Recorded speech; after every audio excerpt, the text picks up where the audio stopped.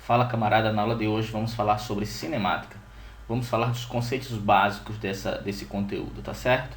Aqui nós temos uma ceninha onde uma pracinha, uma árvore, pessoas caminhando, um ciclista, gente brincando. Por que eu criei essa cena para vocês? A cinemática é a parte da física que estuda como ocorre o movimento. Então você pode se perguntar por que o movimento aconteceu ou como o movimento aconteceu. A cinemática vai explicar como ele aconteceu. Se o movimento é rápido, se ele é lento, se ele é acelerado, se ele é retardado, a distância que foi percorrida, o tempo que foi gasto, enfim. E nessa cena nós temos diversas situações em que podemos falar sobre movimento. Primeiramente, vamos falar sobre referencial. Referencial é algo tomado como base de comparação. Por exemplo, aqui nós temos um atleta de vôlei chamado Serginho. Ele tem 1,84 m de altura. Ele é um cara alto? Ele é um cara baixo? Depende. Se ele for comparado ao Romário, por exemplo, que tem 1,67 m, ele é um cara alto. Se ele for comparado ao Leandro Vissotto, outro atleta de vôlei, que tem 2,12 m, o Serginho é um cara bem baixinho. Então, para você determinar se algo é grande, pequeno, se está próximo, se está distante, se está em movimento ou se está em repouso, você precisa, antes de qualquer coisa, adotar um referencial, tá certo? Matematicamente, o principal referencial que nós vamos usar é o eixo cartesiano. Aqui nós temos uma bolinha azul que, sem esse eixo cartesiano, ela estaria solta no espaço.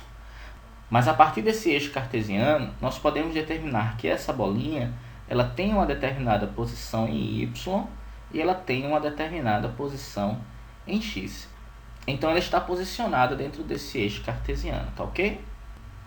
Bem, uma outra pergunta que nós vamos fazer é o que é ponto material e o que é corpo extenso. Esses dois conceitos relacionam a dimensão do objeto a partir de um referencial. Então, o ponto material é um corpo cujas dimensões são desprezíveis em relação a um referencial.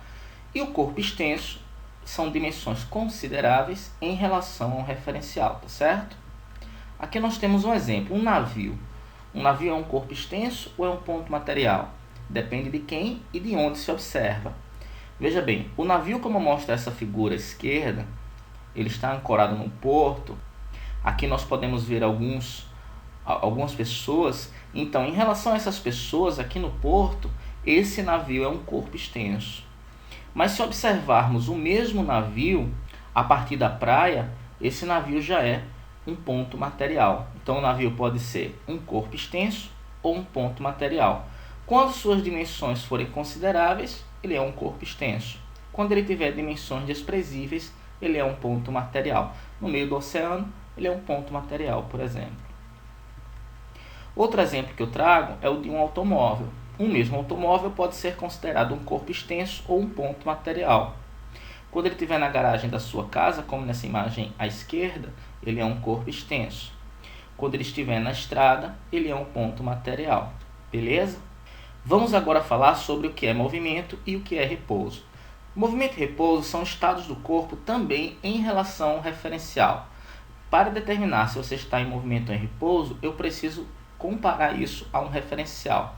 Por exemplo, essa árvore em relação ao garoto, ela está em repouso. A árvore em relação ao garoto está em repouso e o garoto em relação à árvore está em repouso também.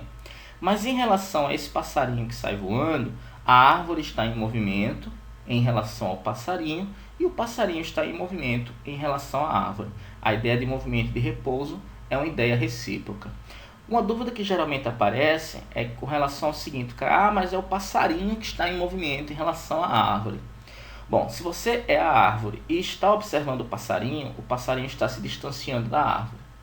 Mas se você for o passarinho e olhar para a árvore, é a árvore que está se distanciando de você.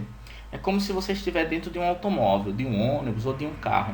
E você observar ele em movimento e você observar as árvores do lado de fora, os postes.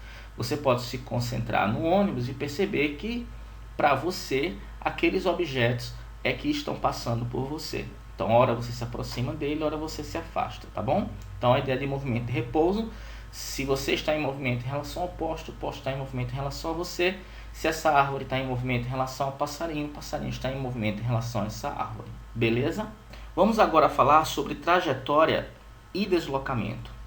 A trajetória é a linha marcada por todos os pontos ocupados por um móvel. Vamos observar a trajetória desse passarinho daqui, tá certo? Veja só. Do ponto de saída ao ponto de chegada, todos esses pontinhos azuis demarcam a trajetória do passarinho. Ou seja, como se a trajetória ela desenhasse o formato do caminho que o passarinho percorreu, se é que você me entende. Mas o que seria deslocamento, então? Deslocamento é uma linha reta, orientada do ponto de partida para o ponto de chegada do passarinho. Então, essa linha verde, apontando para a chegada, é que é o deslocamento, tá certo? Então, trajetória e deslocamento são distintos. Pode acontecer da trajetória ser igual ao deslocamento? Pode.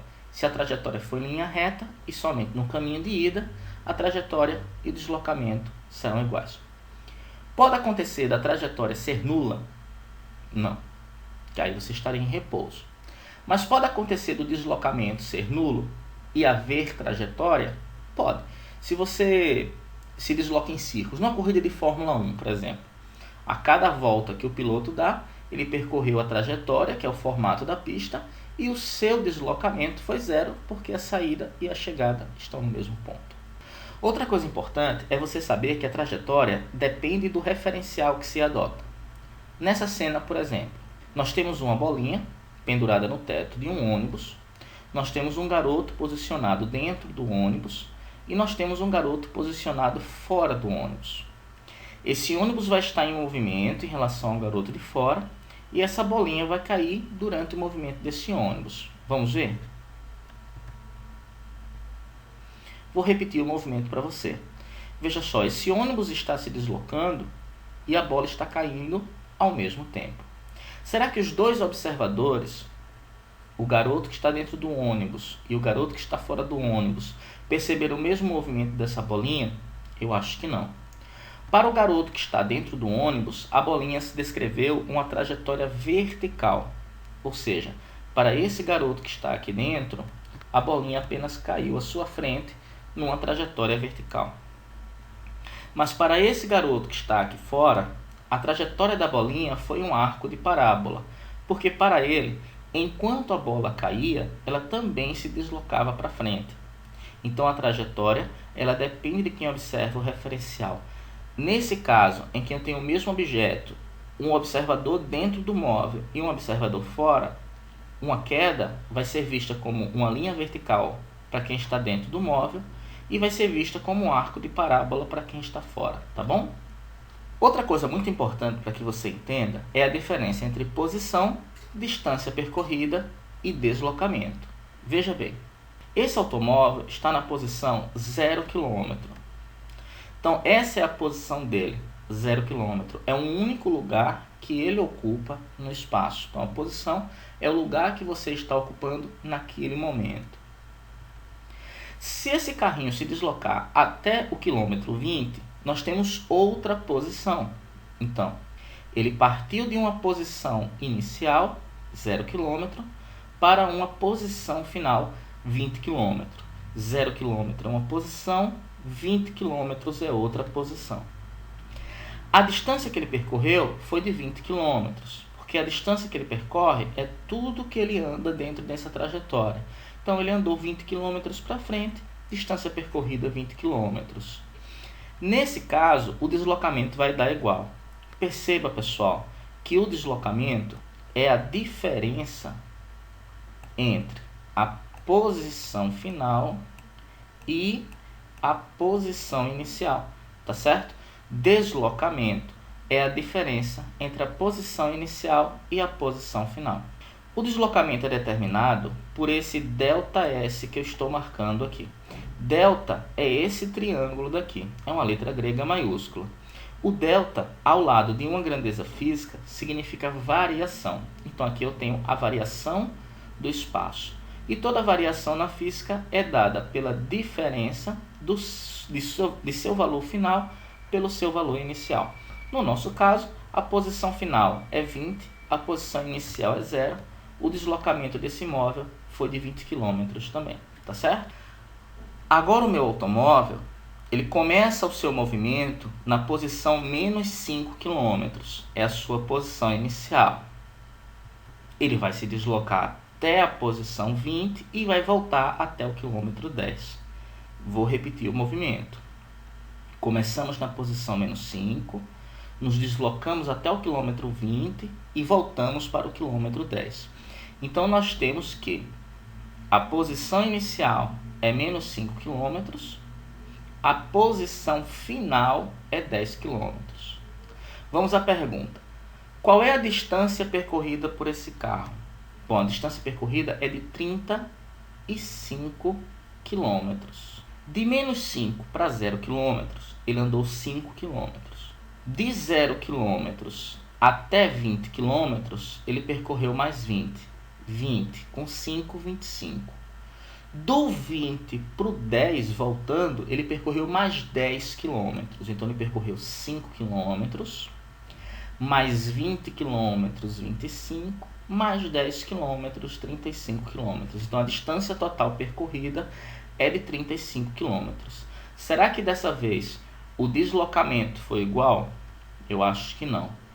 Pelo princípio, o deslocamento, o ΔS, a variação do espaço, é a posição final menos a posição inicial. Veja que a posição final do nosso móvel é o 10 km e a posição inicial é o menos 5. Já falei para vocês que tem um menos da expressão e nesse caso ainda tem um menos do numeral.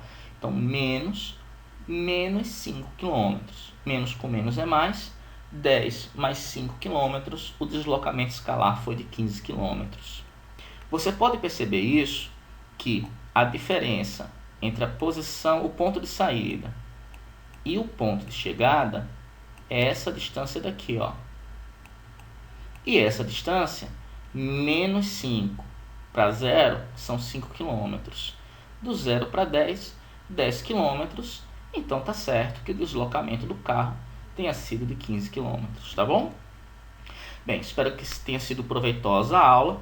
Qualquer dúvida pode participar do fórum do nosso Moodle. Não esqueçam de participar e de comentar lá no nosso Facebook, Física Matsumoto. Essas aulas estão sempre no nosso canal, Física Matsumoto também. Qualquer dúvida pode passar por e-mail, ou o que nós recomendamos é que você participe do nosso Moodle, msfisica.info. Qualquer dúvida pode passar por e-mail, ok? Aquele abraço.